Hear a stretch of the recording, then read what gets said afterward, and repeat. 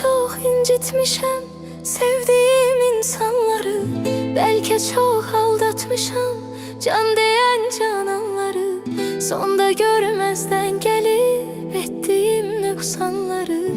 Var ümidim affedersen sen beni. Bilmez idim dert verer derdimin dermanları. Gün gelir pişman olar nefsinin kurbanları. Dünya textinden salar şahları sultanları. Etibarsız dünyaya etibar etmek günahtır.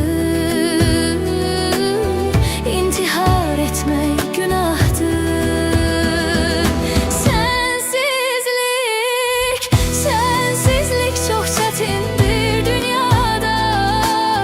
Qəm yazılmış qismətim, qalmayıbdı taqətim. Sevməyibdir niyyətim, şahid olmaz qəlbimə Allahımdan başqa bir kəs. Sar səssizcə bir səs.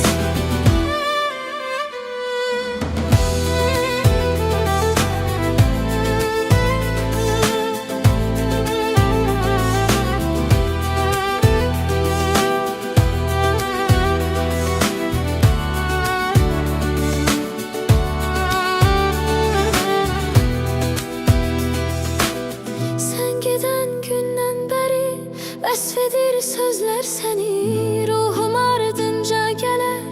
Kölgə tək izlər səni, aşiqin tənha qalar.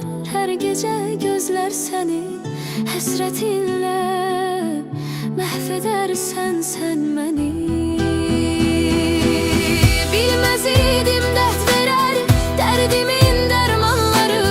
Gün gələr peşman olar nəfsinin qurbanları.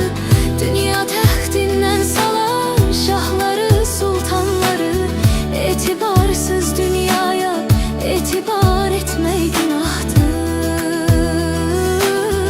İntihar etmək günahtır.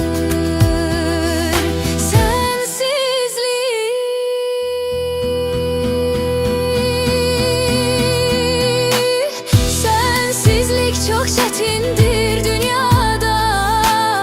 Qəm yazılmış qismətim, qalmayıbdı taqətim. Sevməyibdir niyyətim, şahid olmaz qəlbimə Allahımdan başqa bir kəs. Sar səssizcə bir səs.